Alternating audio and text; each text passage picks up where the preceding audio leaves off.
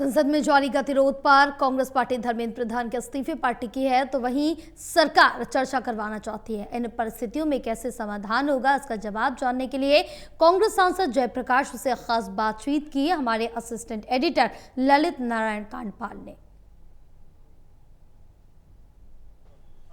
संसद सत्र का आज चौथा दिन है, लेकिन लगातार विवाद पक्ष और विपक्ष के बीच में जारी है। आज भी दोनों दलों ने आमने सामने होकर प्रदर्शन किया है।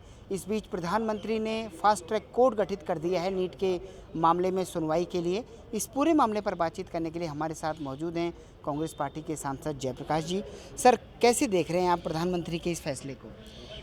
देखिए, प्रधानमंत्री जी का ट्वीट सुबह हमने देखा था। उन्होंने कहा हम किसी को बख्शेंगे नहीं। ठीक है, बख्शने भी नहीं चाहिए, लेकिन 24 में भी ऐसे गिरफ्तार हुए थे। उसके बाद पेपर लीक फेर हो गया, रुक तो नहीं रहा ना।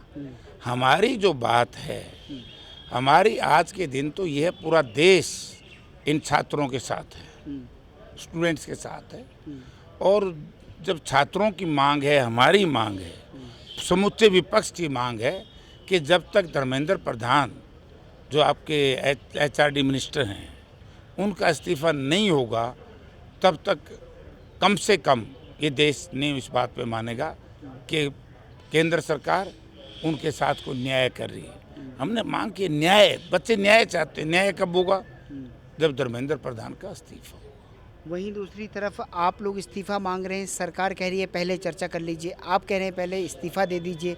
आखिर ये विवाद कब तक चलेगा? 4 दिन तो संसद सत्र के बीच चुके हैं। आप ही देखिए, जिस आदमी के ऊपर आरोपित हो जाता है, क्या उसी को आप आईओ लगाते हो? जब धर्मेंद्र प्रधान जी का सबसे पहले डिमांड है राहुल जी की, और राहुल जी ने बड़े स्पष्ट शब्दों में कह दिया था कि उनका इस्तीफा हो। उसके बाद जो हम चर्चा करेंगे, हम करेंगे एडजस्टमेंट मोशन के तहत, उसमें वोटिंग हो। तो पहले उनका इस्तीफा हो, फिर एडजस्टमेंट मोशन जो हमारी पार्टी ने दिया है, हमारे वेणुगोपाल जी ने दिया है, दूसरे एमपी ने दिया है, तो उसको एक्सेप्ट कर लो, हम चर्चा कर लेंगे। हम चर्चा से नहीं भाग रहे, लेकिन वो इशू को खराब करना चाहते हैं। क्योंकि मुझे याद है जब जयप्रकाश नारायण जी ने पटना में कॉल दी थी और उसका असर सारे देश में हुआ था।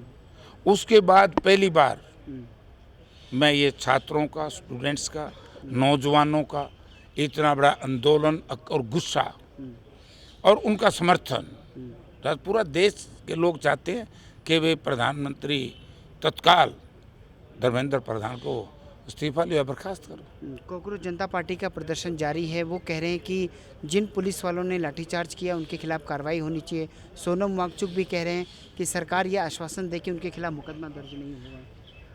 नहीं, देखिए, हमारी तो मांग बड़ी क्लियर है कि जिन पुलिस का जो बर्बरतापूर्ण रवैया रहा है, जो बर्बरता बरती गई है, तो राहुल जी तो ऑलरेडी कह रहे हैं कि उनको दंडित करो, रिस्पॉन्सिबिलिटी फिक्स करो। लाठीचार्ज के आदेश किसने दिए? क्या आवश्यकता पड़ी? छात्रों पे लाठीचार्ज होता है क्या?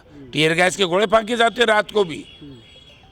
छात्र को अपराधी हैं, गलत है ये। गृह मंत्री अमित शाह, नितिन नवीन, सभी लोगों ने ट्वीट किया है। वो कह रहे हैं कि सरकार चर्चा के लिए पूरी तरह से तैयार है। अरे भैया, फिर आप बार बार चर्चा कर रहे हो, जब भी तो ये गोदी मीडिया के नाम से हमने करना पड़ता है, फिर आप लोग परेशान हो जाते हो।